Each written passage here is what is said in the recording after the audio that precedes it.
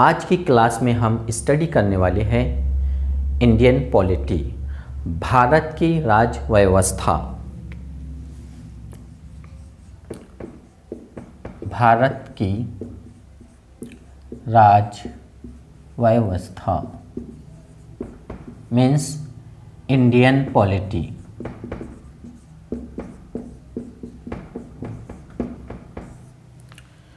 Indian polity, this is very important subject. ये subject बहुत महत्वपूर्ण है फॉर यूपीएससी। अगर आपने एनालाइज किया होगा प्रीलिम्स में आपको 15 से 16 क्वेश्चंस यानी 30 से 35 मार्क्स का पूछा जाता है, multiple choice question base. Number 2,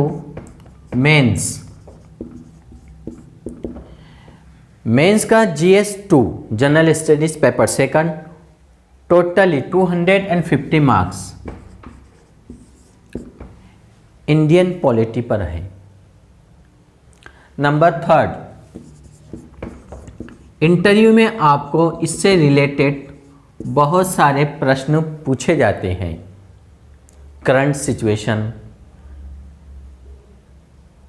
1947 के बाद, then national movement, British administration, कोई भी प्रश्न आपसे पूछा जा सकता है इंटरव्यू में। नंबर 4, अगर आपने ऑप्शनल सब्जेक्ट लिया है इसको, तो इसके 250 ये 500 मार्क्स, देन 250 750 750, और अगर आपने इसको ऐड किया है तो टोटल आपके पास 800 मार्क्स का इंडियन पॉलिटी। अब इंडियन पॉलिटी के अलावा इसमें IR इंटरनेशनल रिलेशंस, इससे रिलेटेड भी बहुत सारे प्रश्न होते हैं।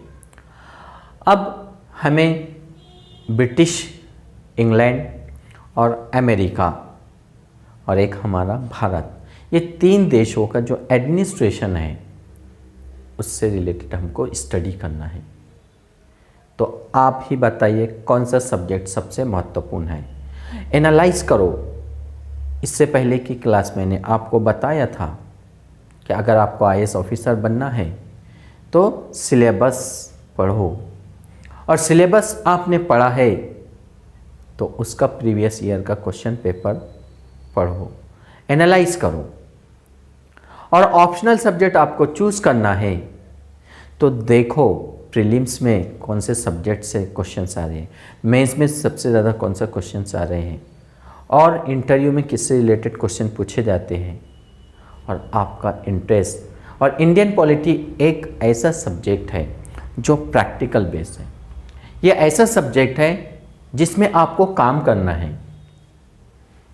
आप एक IAS ऑफिसर बनोगे, एक IPS ऑफिसर, ये सब देखना है आपको। पार्लियामेंट, असेंबलीज, लोकसभा, राज्यसभा, विधानसभा, विधान परिषद, प्राइम मिनिस्टर, राष्ट्रपति और पॉलिसीज, इसी के अंदर आपको काम करना है। तो मेरी एडवाइस है कि आप इंडियन पॉलिटी और international relations, political science and international relation, इस सब्जेक्ट को अपना ऑप्शनल सब्जेक्ट चूज़ कर लो, बहुत ज़्यादा आपको बेनिफिट मिलेगा।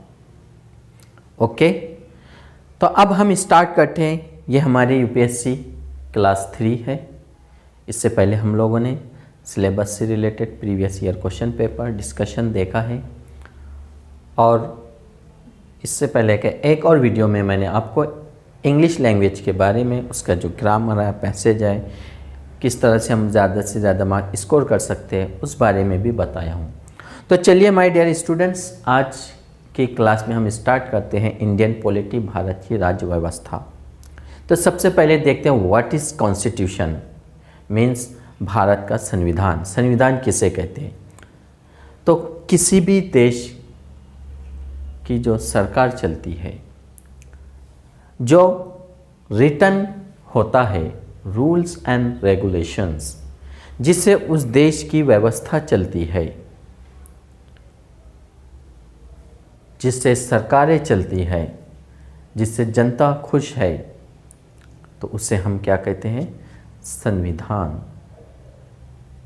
और वह संविधान के फादर ऑफ कॉन्स्टिट्यूशन जिसे कहा जाता है डॉक्टर बाबा साहब अम्बेडकर।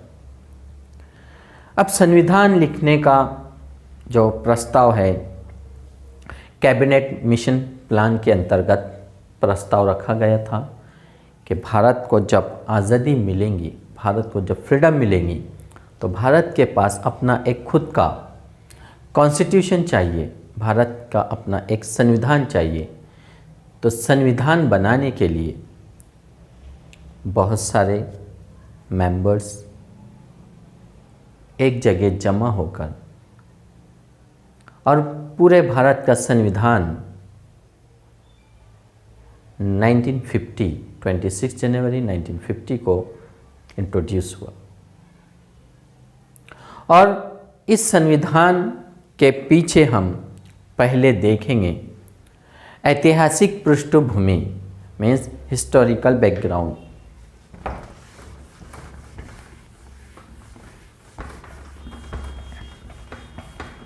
अगर आप संविधान पढ़ रहे हैं तो सबसे पहले हमें ऐतिहासिक पृष्ठभूमि, ऐतिहासिक पृष्ठभूमि,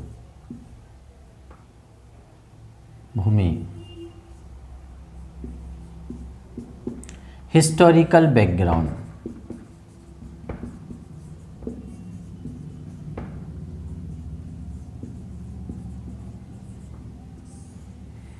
अब ऐतिहासिक पृष्ठभूमि क्या है, हिस्टोरिकल बैकग्राउंड क्या है?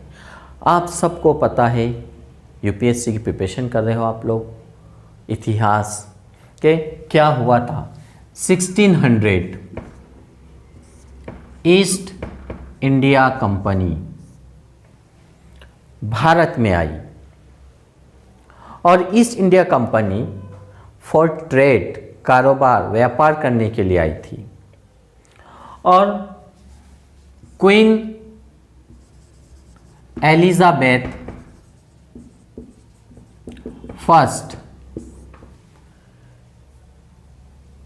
इससे इनको एक चार्टर, एक परमिशन मिली कि जाओ भारत में कारोबार करो। अब भारत में आए, कारोबार करने लगे और धीरे धीरे इनका कारोबार आगे बढ़ता गया। इनके अगेंस्ट में फाइट में दूसरी और कंपनीज थी, डच वगैरह भी थे, फ्रेंच। ईस्ट इंडिया कंपनी का कारोबार आगे बढ़ता गया, ग्रोथ होता गया, इन्हें डेवलपमेंट मिला, सक्सेस मिली। और ईस्ट इंडिया कंपनी ने अब क्या किया, 1765 में बिहार, बंगाल और उड़ीसा, यहाँ पर दीवानी, रेवेन्यू, टैक्सेस और जस्टिस, ये अधिकार भी प्राप्त किए। पहले इनका अधिकार सिर्फ ये था कारोबार करो, और अब टैक्स वसूल करने लगे। अब राइट्स, अपना हक मनवाने लगे। अब ये परेशान हुए बिहार के लोग, बंगाल के लोग, उड़ीसा के लोग कि ये कंपनी क्या कर रही है। कंपनी किस लिए आई? कारोबार करने, तो अपना कारोबार करना चाहिए, तो इंटरफेयर कर रहे हो, भारत के लोगों के इंटरनल मैटर में इंटरफेयर कर रहे हैं। अब ये हिस्टोरिकल बैकग्राउंड है। इसमें संविधान लिखने में, जैसा एम.एन. रॉय जो सबसे सीनियर लीडर्स मेंबर्स थे इंडियन कॉन्स्टिट्यूशन असेंबली में, कि भारत का संविधान जब बनाना है तो इनको बहुत सारा एक्सपीरियंस, क्योंकि ये बहुत बड़े जानकार और एक कॉन्स्टिट्यूशनल एडवाइज़र के तौर पर काम किया और इनको इंडियन कॉन्स्टिट्यूशनल एडवाइज़र बनाया भी गया संविधान के लिए। और फिर इंडियन कॉन्स्टिट्यूशन जैसे ही शुरू होता है प्रोसेस में, अब दो शासन आ गए। फर्स्ट इसको कहा जाता है कंपनी रूल। Company rule. और कंपनी रूल कब? 1773 से 1858, 1858। 1857 में एक सिपाही विद्रोह हुआ जो पूरे भारत में फैला और 1858 में पूरी तरह से ब्रिटिश भारत पर कब्जा जमा कर बैठ गए। देन सेकंड, कंपनी रूल को हिंदी में कहा जाता है कंपनी का शासन। कंपनी का शासन। This is class for Hindi and English medium. सभी स्टूडेंट्स प्रिपरेशन कर सकते हैं, हिंदी मध्यम वाले भी और इंग्लिश मध्यम वाले भी। तो नेक्स्ट रूल था क्राउन रूल। क्राउन रूल, और ये क्राउन रूल को हिंदी में कहा जाता है सम्राट का शासन। सम्राट का शासन। अब सम्राट का शासन कब से कब तक चला है? 1858 से 1858 से 1947। अब जो कंपनी का रूल था, कंपनी रूल, कंपनी का शासन 1783 से 1858, इसमें regulating act, Pitt's India act, charter act, अलग अलग एक्ट बनाए गए। और क्राउन रूल में जो सम्राट का शासन चला, इसमें भारत सरकार अधिनियम के रूल चले। तो माय डियर स्टूडेंट्स, ये एक बेसिक हिस्टोरिकल बैकग्राउंड, ऐतिहासिक पृष्ठभूमि हमने स्टार्ट किया है और हम नेक्स्ट क्लास में, नेक्स्ट वीडियो में ये दो रूल्स के बारे में पढ़ेंगे, कंपनी का रूल और सम्राट का शासन, क्राउन रूल। अब मैं आपको ये बताने वाला हूँ, अगर आप यूपीएससी की प्रिपरेशन कर रहे हो तो आपको मेंस लिखने की प्रैक्टिस करना है। तो इस तरह के आप नोट्स तैयार करिए और इसमें लिखने की प्रैक्टिस करिए। लाइनिंग वाले पेजेस मत इस्तेमाल करो।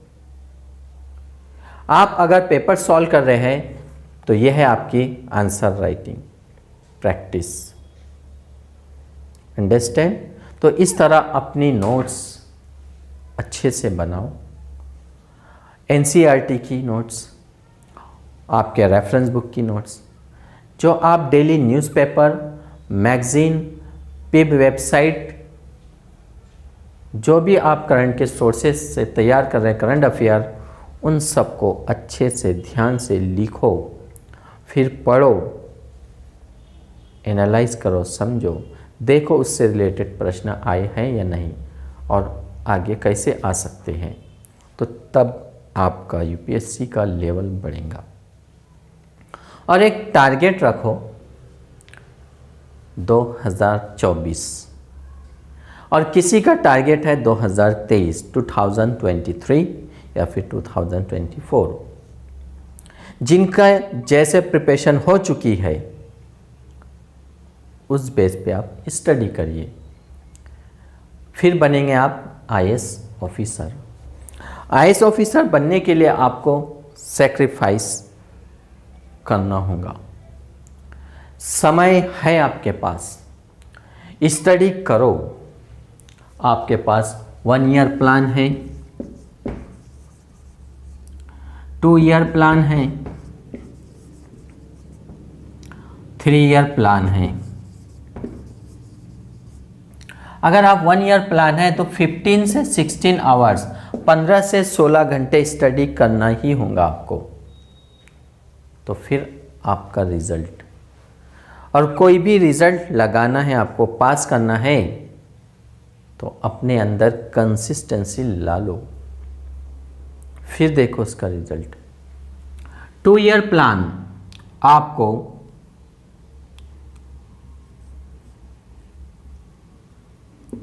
8 से 10 घंटे स्टडी करना कंपलसरी है। 2 ईयर प्लान पे 8 से 10 घंटे। और अगर आपका 3 ईयर प्लान है तो मिनिमम 5 to 6 आवर्स, 5 से 6 घंटा स्टडी करो आप। 2 से 3 घंटा आपका तो करंट अफेयर में जाता ही है और जाना ही चाहिए। 2 घंटे 3 घंटे, क्योंकि द हिंदू न्यूज़पेपर है, मैगज़ीन है कुरुक्षेत्र योजना, पिब वेबसाइट है, और एक न्यूज़ चैनल है ऑल इंडिया रेडियो। जितना ज़्यादा आप करंट अफेयर पे फोकस करोगे, लेकिन एनालाइज करके, प्रीवियस ईयर क्वेश्चन पढ़ के, तो उतना ज़्यादा आपको बेनिफिट मिलेगा। प्रीलिम्स के पेपर दे, मेंस के, ऑप्शनल के, करंट अफेयर से कितने क्वेश्चन आए हुए हैं, आते हैं हर साल। बहुत ज़्यादा प्रश्न करंट अफेयर से आते हैं, लेकिन हम लोग ध्यान नहीं देते। तो इन बातों का अगर आप याद रखोगे, ध्यान से स्टडी करोगे, तो सबसे बेस्ट आपका 15 से 16 घंटे का 1 ईयर प्लान। चाहे आप मेडिकल इंजीनियरिंग के स्टूडेंट्स हो, आर्ट्स फैकल्टी हो, या फिर कॉमर्स, कोई भी फैकल्टी हो, आपको स्टडी 1 ईयर के लिए 15 से 16, और ये 15 से 16 बोलना नहीं है, करना है। करके दिखाओ, और आप कर सकते हो। आपके अंदर जो एनर्जी है उसको बाहर निकालो। बहुत हार्ड नहीं है 15 से 16 घंटे स्टडी करना। 1 ईयर आपको सेक्रीफाइस करना होगा। सोशल मीडिया से दूर, अपने क्लोज फ्रेंड से दूर, रिलेटिव से दूर, आपके करीब, आपके पास आपका ग्लोब, आपका मैप, एटलास, आपके बुक्स, एनसीईआरटी, आपकी नोट्स, आपकी आंसर कॉपी, जिसमें आप इसमें प्रैक्टिस करोगे, ये, और आपकी कंसिस्टेंसी। सबसे बड़ा हथियार है पास होने का कंसिस्टेंसी। और फॉलो करके देखिए कैसे रिजल्ट नहीं लगता है। अंडरस्टैंड? तो माय डियर स्टूडेंट्स, अपने माता पिता का सपना पूरा करो। बनना है आईएएस ऑफिसर, उनको बनकर दिखाओ। उन्हें बहुत उम्मीद है आपसे, बहुत होप है, बहुत आशा है आपसे। तो बहुत जल्द आप उनको बता दो कि I want to become an IAS officer. 23 में आप किसी जगह होना चाहिए, मसूरी में होना ही चाहिए। 23 में किसी ने 24 में मसूरी में होना चाहिए, Lal Bahadur Shastri IAS academy. Understand? तो माय डियर स्टूडेंट्स, प्रिपरेशन करिए, स्टडी हार्ड, नाउ और नेवर, अभी नहीं तो कभी नहीं। ये समय है आपके पास। सिलेबस, नोट्स, स्टडी मटेरियल, और आप बन के दिखाओगे। तो माय डियर स्टूडेंट्स, फिर मिलते हैं हम नेक्स्ट क्लास में, क्लास 4 में। Best of luck.